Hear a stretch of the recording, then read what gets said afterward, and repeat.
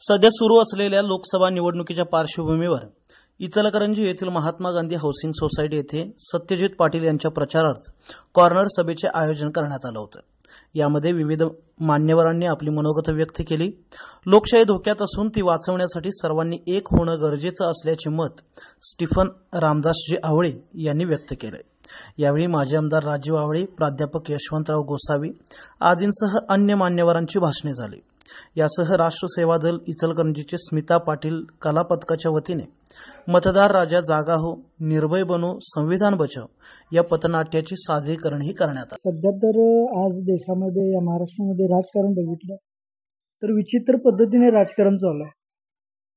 खऱ्या अर्थानं लोकशाही आपली या देशामधले धोक्यात आहे आणि उद्धव ठाकरे साहेब आदरणीय या देशाचे आदरणीय त्यांचा जसा पक्ष फोडला गेला भाजपवाल्यांनी आणि भाजपवाले एवढे ढोंगपणा करतात आणि चुकीच्या पद्धतीनं राजकारण करतात आणि त्यांचा पक्ष फोडला, त्यांनी निष्ठावून ते कार्य हिरावून घेतलेत त्यांनी।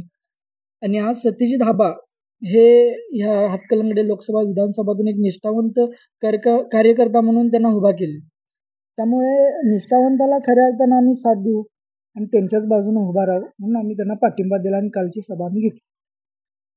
सध्या सगळीकडे आपण ऐकतोय की लोकशाही धोक्यात आहे, लोकशाही धोक्यात आहे। तुम्हाला याविषयी काय वाटतं? लोकशाही खऱ्या अर्थानं धोक्यात आहे, कारण आगी बार 400 बार असे नरेंद्र मोदी सारखं म्हणत असतात आणि खऱ्या अर्थानं बाबासाहेबांनी त्यांचं जीवाचं रान करून हे संविधान लिहिलं आणि ते संविधान ती घटना बदलायला हे भाजपवाले चाललेले आहेत।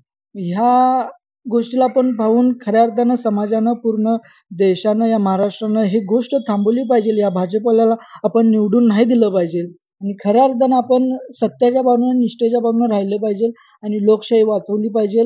जी हुकुमशाही पद्धतीने हे राजकारण करत असतात ती हुकुमशाही आपण थांबवून मोडून काढली पाहिजे, ह्या बाजूने आपण चाललं पाहिजे। राष्ट्र सेवा दल इचलकरंजी स्मिता पाटील कला पथनाट्याच्या माध्यमातून मतदार राजा जागा हो हे आम्ही काल कार्यक्रम घेतलेला, निर्भय बनो, संविधान बचाव म्हणून। खऱ्या अर्थानं त्यांनी संविधानाचे जे मूलभूत हक्क आहेत जे आपल्याला बाबासाहेबांनी त्यामध्ये दिलेले आहेत, जे बाबासाहेबांनी संविधान बनवलं, रचलं, ते लोकांपर्यंत पोहोचवण्याचं जे जागृतीचं काम खऱ्या अर्थानं ती टीम करत असतात। त्यांचे मी आभार मानतो की खरंच कालचा तो कार्यक्रम त्यांनी समाजापर्यंत, त्या तरुणांमध्ये पोहोचवला, चांगल्या पद्धतीत त्यांनी कार्यक्रम घेतला। आणि स्टीफन, यावेळेस आणखी एक प्रश्न आहे की तुम्हाला काय वाटतं कशा पद्धतीनं सत्यजित आबा सरोडकर यांना हातकणंगले लोकसभा मतदारसंघामधून प्रतिसाद मिळेल? खऱ्या अर्थानं बघायला गेलं तर परवाच 1 मे रोजी शरदचंद्रजी पवार साहेब आणि माननीय उद्धव ठाकरे साहेब यांनी जो सभा घेतली आणि त्या सभेला भरपूर प्रचंड अशी गर्दी होती आणि त्या सभेद्वारून आपल्याला बघायला मिळालं।